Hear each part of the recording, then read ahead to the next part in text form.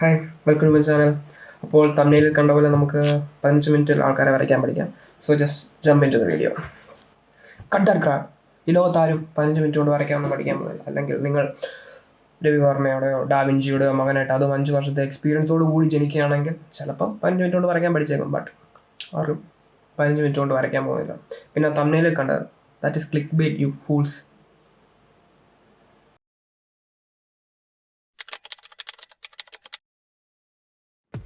Hi everyone, this is me Abhijit VS. Welcome to my channel, The Unprofessional Artist again. This is our second video. ഞാൻ എന്തിനാണ് ഈ channel തുടങ്ങിയത്, എന്താണ് എൻ്റെ objective, എങ്ങനത്തെ കണ്ടൻറ്റാണ് ഞാൻ ക്രിയേറ്റ് ചെയ്യുന്നത്, പിന്നെ സം ബേസിക്സ് ഓഫ് ഡ്രോയിങ് എല്ലാം പറഞ്ഞുകൊണ്ട് ഒരു വീഡിയോ ഞാൻ കഴിഞ്ഞ വീക്കിൽ ഇട്ടിട്ടുണ്ടായിരുന്നു. And it got 178 views and 12 subscribers. Unbelievable.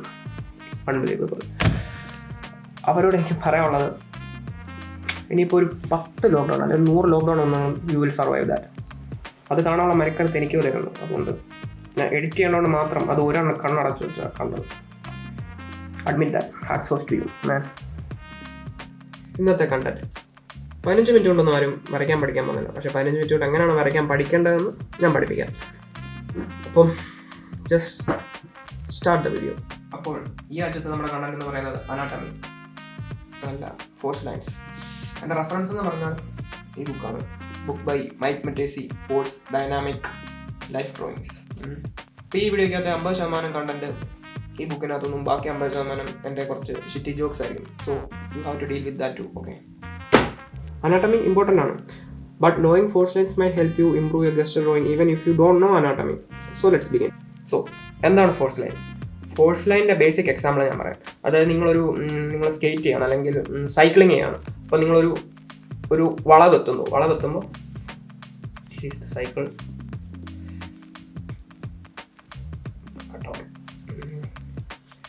അപ്പം ഇങ്ങനെ വരുമ്പോൾ റോഡ് ഇങ്ങനെയാണ്. അപ്പോൾ നിങ്ങൾ വളവെടുക്കുന്നു. അപ്പോൾ ഈ വളവിൽ നിങ്ങൾ മാക്സിമം ഫോഴ്സ് എക്സ്പീരിയൻസ് ചെയ്യുന്നത് ഈ ഒരു പോയിന്റിലായിരിക്കും. The apex of the curve, ഈ പാർട്ട്, ദിസ് പാർട്ട്. അപ്പോൾ ഫോഴ്സ് ലൈൻ എന്ന് പറഞ്ഞാൽ സിമ്പിൾ ഇത്രേ ഉള്ളൂ. അതായത് ഒരു പോയിന്റിൽ നിന്ന് മറ്റൊരു പോകുന്ന ഒരു ഡയറക്ഷണൽ ലൈൻ ആണ് ഫോഴ്സ് ലൈൻ. അതായത് ഇതിനൊരു ഡയറക്ഷൻ ഉണ്ട്. അതിൽ ഏറ്റവും കൂടുതൽ ഫോഴ്സ് എക്സ്പീരിയൻസ് ചെയ്യുന്ന ഒരു പാർട്ടാണ് അതിൻ്റെ അപ്പെക്സ് എന്ന് പറയുന്നത്. അതായത് ഇത് ആ ലൈനിൻ്റെ വെയിറ്റിനെ കാണിക്കാനായിട്ട്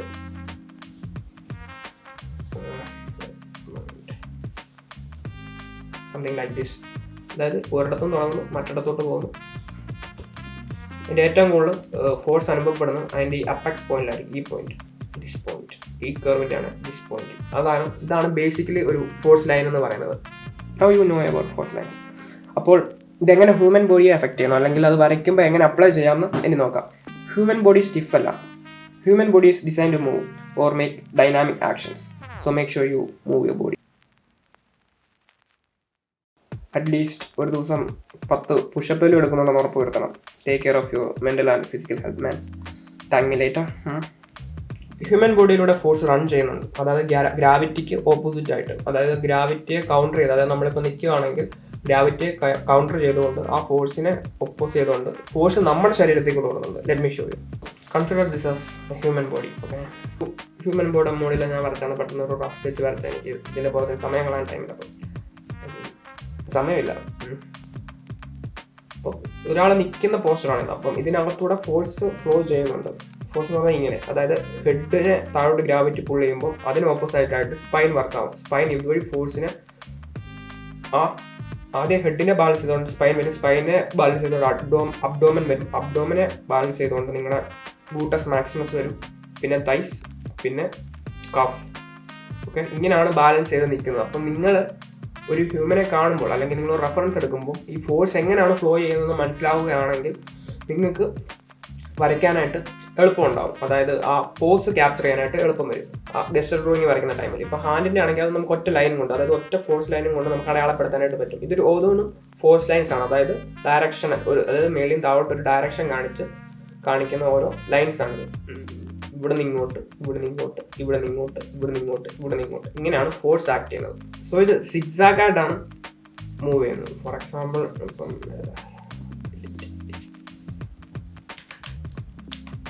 gravity is acting downwards G. അപ്പം ഫോഴ്സ് ഇങ്ങനെ വന്ന് ഇവിടെ നിന്ന് ഇങ്ങോട്ട് ട്രാൻസ്ഫർ ചെയ്ത്, ഇവിടെ നിന്ന് ഇങ്ങോട്ട് ട്രാൻസ്ഫർ ചെയ്ത് ഇവിടെ നിന്ന് ഇങ്ങോട്ട് ട്രാൻസ്ഫർ ചെയ്ത്, ഇവിടെ നിന്ന് ഇങ്ങോട്ട് ട്രാൻസ്ഫർ ചെയ്ത്, പിന്നെ ഫൂട്ടിലേക്ക്. ഇങ്ങനെയാണ് ഫോഴ്സ് ബോഡിയിൽ ആക്ട് ചെയ്യുന്നത്. അപ്പം അതിനെ നമ്മൾ ഫോഴ്സ് ലൈൻസ് വെച്ച് റെപ്രസെൻറ്റ് ചെയ്യുന്നു. അത്രയാണ് ഇത്. ഞാൻ പറയുന്നത് ആക്യുറേറ്റ് ആവണമെന്നില്ല. ആ ബുക്കിനകത്തൊന്ന് എനിക്ക് മനസ്സിലായ കാര്യം എൻ്റെ ഇൻ്റർപ്രിട്ടേഷനാണ് ഞാൻ പറയുന്നത്. ഇപ്പോൾ നിങ്ങൾ ആ ബുക്ക് വായിച്ചിട്ട് ചിലപ്പം വേറെ എന്തെങ്കിലും ആയിരിക്കും നിങ്ങൾക്ക് മനസ്സിലാവുന്നത്. ചിലപ്പോൾ ഓതർ പോലും ഞാൻ ഈ പറയുന്നതൊന്നും പുള്ളിയുടെ മനസ്സിൽ പോലും കാണത്തില്ല. This is my interpretation. ഇപ്പം കൈയുടെ കാര്യത്തിൽ ഒരു ആരോ മാർക്ക് കൊണ്ട് നമുക്ക് കൈ ഫുള്ള് കാണിക്കാമെങ്കിലും അത് ആ ഡെൽറ്റോയുടെ ഭാഗത്തുനിന്നും ഒരു ഫോഴ്സ് ആക്ട് ചെയ്യുന്നുണ്ട്. അത് താഴോട്ടും അതിനെ കൗണ്ടർ ചെയ്തുകൊണ്ട്, അതായത് ഇവിടെ ഇങ്ങനെ അതിനെ കൗണ്ടർ ചെയ്തുകൊണ്ടാണ് ഹാൻഡ് താഴോട്ട് തൂങ്ങിക്കിടക്കുന്നത്. പിന്നെ താഴോട്ടുള്ള ഭാഗം.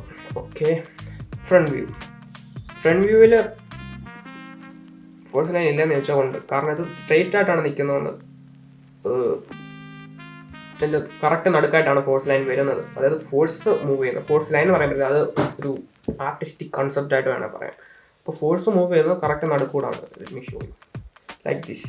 ഓക്കെ, അപ്പോൾ നടുക്കുന്ന് താഴോട്ട് പിടിച്ചു നിർത്തുകയാണ്. ആ ഫോഴ്സ് പിന്നെ ഡിസ്ട്രിബ്യൂട്ട് ആവുന്ന കാലിലോട്ട്. അതായത് ആദ്യം തൈസിൽ നിന്ന് നീസിൽ നിന്ന് താഴെ, like force is distributed like this. Okay, കൈയുടെ കാര്യം മുമ്പത്തെ പോലെ തന്നെ. അതായത് ഇങ്ങനെ വരുന്നു വെളിയിലോട്ട്.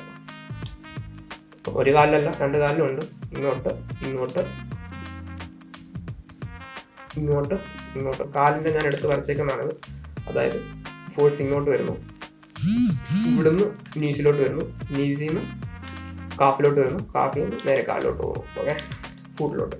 അപ്പം ഇതാണ് ഫ്രണ്ട് വ്യൂവിൽ. ഇപ്പോൾ റയർ വ്യൂ ആണെങ്കിൽ ഇതിന് നേരെ ഓപ്പോസിറ്റ് തിരിഞ്ഞ് നിൽക്കുന്നുള്ള വ്യത്യാസം മാത്രമേ ഉള്ളൂ. ബാക്കിയെല്ലാം സെയിം തന്നെ. For example you have these. Okay, centre of mass നടുക്കുമെന്ന് വരും. അവിടെ നിന്ന് ഫോഴ്സ് ഇങ്ങോട്ട് ഇങ്ങോട്ട് ഇങ്ങോട്ട് ഇങ്ങോട്ട്. കൈ പഴയ പോലെ തന്നെ. ഒരു കാര്യം നിങ്ങൾ മൈൻഡിൽ വെക്കേണ്ടത്, ഇത് വരയ്ക്കുമ്പോൾ, ഇതിപ്പോൾ ഞാൻ ഫോഴ്സ് ലൈൻ മാത്രം യൂസ് ചെയ്താണ് ഒരു വരച്ചേക്കുന്നത്, ഒരു ഫിഗർ വരച്ചേക്കുന്നത്. ഇതിനകത്ത് മനസ്സിലാക്കേണ്ട കാര്യം എന്ന് പറഞ്ഞാൽ എല്ലാ കേർവിനെയും കോൺട്രഡിക്റ്റ് ചെയ്തുകൊണ്ട് ഒരു സ്ട്രെയിറ്റ് ലൈൻ അതിന് ഓപ്പോസിറ്റ് ആയിട്ട് കാണും. ഇപ്പോൾ ഉദാഹരണത്തിന് ഇവിടെ ഈ കേർവിനെ കോൺട്രാക്ട് ചെയ്ത് ഇവിടെ ഒരു സ്ട്രെയിറ്റ് ലൈൻ ഉണ്ട്. അതായത് ഈ കേർവിനെ കോൺട്രാക്ട് ചെയ്തുകൊണ്ട് ഈ ഫ്രണ്ട് പാർട്ടിന്റെ സ്ട്രെയിറ്റ് ലൈൻ ഉണ്ട്. ഇപ്പോൾ അബ്ഡോമന്റെ കേർവിനെ കോൺട്രാക്ട് ചെയ്തുകൊണ്ട് ഇവിടെ ഒരു സ്ട്രെയിറ്റ് ഉണ്ട്. ഇപ്പം ഗ്ലൂട്ടസിന്റെ കേർവിനെ കോൺട്രാക്ട് ചെയ്ത് ഇവിടെ ഒരു സ്ട്രെയിറ്റ് ഉണ്ട്. അപ്പം തൈസിന്റെ കേർവിനെ കോൺട്രാക്ട് ചെയ്ത് ഇവിടെ ഒരു സ്ട്രെയിറ്റ് ഉണ്ട്. ഈ കേർവിനെ കോൺട്രാക്ട് ചെയ്തുകൊണ്ട് ഇവിടെ ഒരു സ്ട്രെയിറ്റ് ഉണ്ട്. അപ്പം ഈ കാര്യം മനസ്സിലാക്കി വെക്കുക. അതായത് നിങ്ങൾക്ക് ഇത്രയും മതി ഒരു ഹ്യൂമൻ ഫിഗർ വരയ്ക്കാനായിട്ട്. പിന്നെ ഇവിടുന്ന് ഒരു നെക്സ്റ്റ് ലെവലിലോട്ട് പോകണമെങ്കിൽ മാത്രമാണ് നമുക്ക് അനാട്ടമി അറിഞ്ഞിരിക്കേണ്ടത്. അതായത് ഇവിടെ എല്ലാം മസിൽ പാർട്സ് ആണ്. ഇപ്പം കൈയുടെ കാര്യം പറയുകയാണെങ്കിൽ ഇപ്പം കൈ ഇത് സ്ട്രെയിറ്റ് ആണ്. കാരണം ഇത് നേരെ ഇരിക്കുമ്പോൾ നമ്മുടെ ബൈസിപ്സ് സ്ട്രെയിറ്റ് ആയിട്ട്, അതായത് അത് കോൺട്രാക്ട് ചെയ്താണ് ഇരിക്കുന്നത്. അപ്പത്തേനും നമ്മുടെ ട്രൈസിപ്സ് ഫ്ലെക്സ് ചെയ്യും. അപ്പം ഇവിടെ ഇപ്പം നേരെ തിരിച്ച് കൈ മടങ്ങി നിൽക്കുകയാണെങ്കിൽ അപ്പം ഈ ഭാഗം കോൺട്രാക്ട് ചെയ്യും, ഈ ഭാഗം ഫ്ലെക്സ് ചെയ്യും. Something like this. അപ്പം ഇവിടെ സ്ട്രെയിറ്റ് ആയി, ഇവിടെ കർവായി. അപ്പം എല്ലാ കർവിനെയും കോൺട്രാക്ട് ചെയ്തുകൊണ്ട് ഒരു സ്ട്രെയിറ്റ് ലൈൻ വരുന്നുണ്ട്. ആ കാര്യം മനസ്സിൽ വെക്കുക. ഫൈൻഡ് ഒരു ഫോഴ്സ് കാണുമ്പോൾ അതിനകത്ത് എങ്ങനെയാണ് ഫോഴ്സ് റൺ ചെയ്യുന്നത് കാണാൻ പഠിക്കണം. അതായത് ഇവിടെ ഹെഡ് താഴോട്ടാണ്, ഇവിടെ നിന്ന് ഇങ്ങനെയാണ്, ഇങ്ങോട്ടാണ് ഫോഴ്സ് റൺ ചെയ്യുന്നത്, ഇവിടെ നിന്ന് ഇങ്ങോട്ട് ഫോഴ്സ് റൺ ചെയ്യുന്നു, ഇവിടെ നിന്ന് ഇങ്ങോട്ട്, ഇവിടെ നിന്ന് തൈസിലോട്ട്. ആണെങ്കിൽ ഇവിടെ ഇങ്ങനെ എടുക്കണം എന്നില്ല, ഇതിങ്ങനെ റൗണ്ട് ചെയ്ത് പോകുന്നതായിട്ട് നമുക്ക് മനസ്സിലാവുന്ന രീതിക്ക് മനസ്സിലാക്കി വെക്കുക. നിങ്ങൾക്ക് മനസ്സിലാവുന്ന രീതിക്ക്. ഇത് വേറെ ആരെയും കാണിക്കല്ല, നിങ്ങൾ മനസ്സിലാക്കണം. അതായത് നിങ്ങളുടെ രീതിക്ക് നിങ്ങൾ മനസ്സിലാക്കണം. ഞാൻ മനസ്സിലാക്കുന്ന പോലെ ആയിരിക്കില്ല നിങ്ങൾ മനസ്സിലാക്കണം. whatever. So ഇങ്ങനെ ഫോഴ്സ്, ഹൗ ഫോഴ്സ് റൺസ് ഇങ്ങനെ.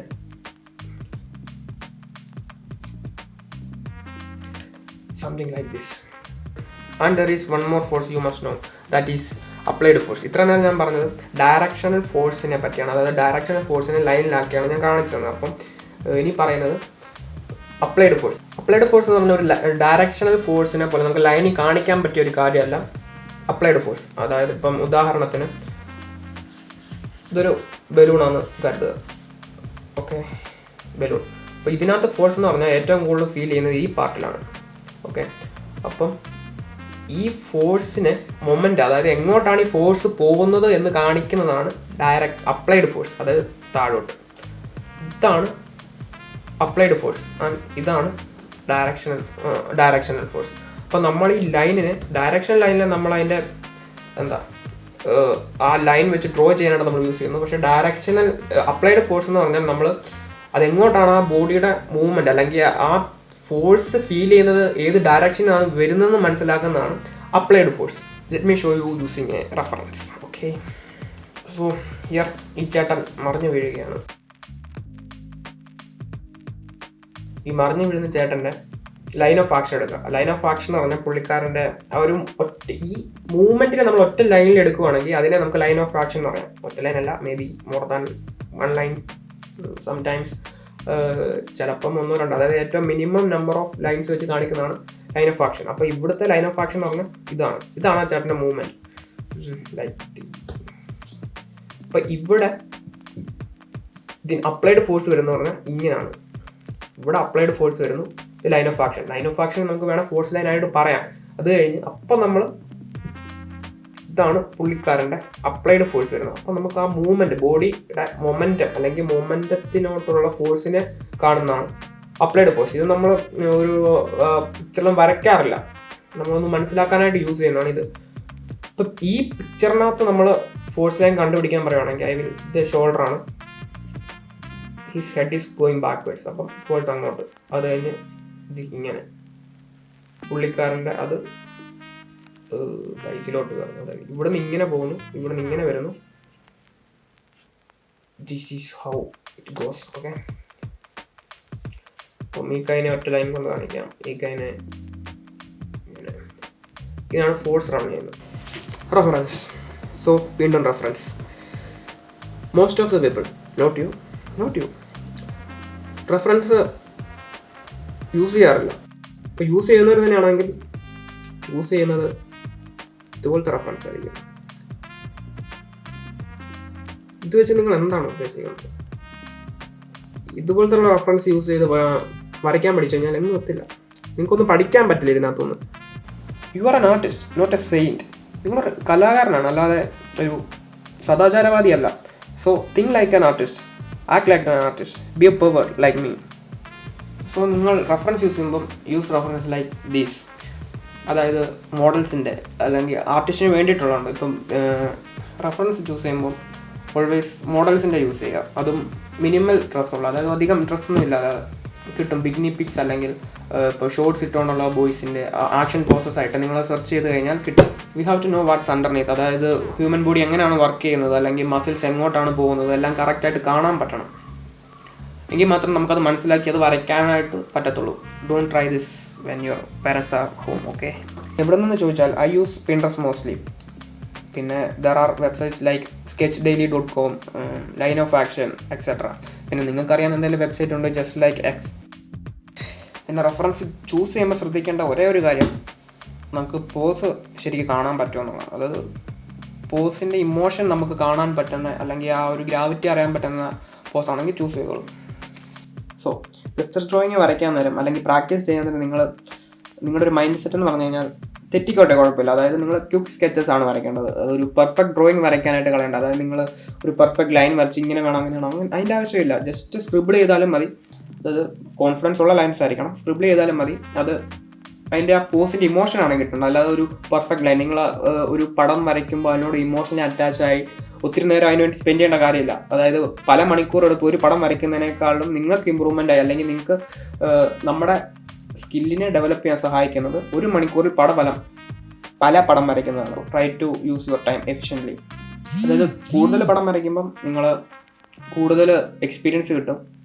കൂടുതൽ എക്സ്പീരിയൻസ് കിട്ടുന്ന വഴി നിങ്ങൾ കൂടുതൽ മിസ്റ്റേക്സ് ഉണ്ടാവും. ആ മിസ്റ്റേക്സ് നിങ്ങൾക്ക് പഠിക്കാനായിട്ട് പറ്റും. സോ ഒരു പടത്തിന് വേണ്ട ചുമ്മാ സമയം കളഞ്ഞിരിക്കാതെ നിങ്ങൾ മിസ്റ്റേക്ക് വന്നോട്ടോ, കുഴപ്പമില്ല. ഒരു പടം വരച്ച് തെറ്റിപ്പോയി, അടുത്ത പടം വരയ്ക്കുക. ഓക്കെ, ഫോഴ്സ് ലൈൻ അറിഞ്ഞിരിക്കുന്നതിൻ്റെ ഗുണം എന്താണെന്ന് വെച്ചാൽ നിങ്ങൾക്ക് ഇപ്പം ആനിമൽ ഡ്രോയിങ്സ് വരയ്ക്കുമ്പോഴാണെങ്കിൽ യൂസ് ചെയ്യാം. അതായത് എനിക്കിപ്പോൾ ആനിമൽ അനാട്ടമി ഞാൻ പഠിച്ചിട്ടില്ല, ഞാൻ അതിനകത്ത് പുതിയ നോക്കിയിട്ടില്ല. എന്നാലും എനിക്ക് ആനിമൽ അനാട്ടമി അല്ലെങ്കിൽ ആനിമലിനെ വരയ്ക്കുമ്പോൾ ഫോഴ്സ് ലൈൻ യൂസ് ചെയ്താണ് ഞാൻ വരയ്ക്കുന്നത്. അത് തന്നെ ആ ഡ്രോയിങ്ങിനെ മനസ്സിലാക്കണം അല്ലെങ്കിൽ അത് ഇംപ്ലിമെൻറ്റ് ചെയ്യാനായിട്ട് സഹായിക്കുന്നുണ്ട്.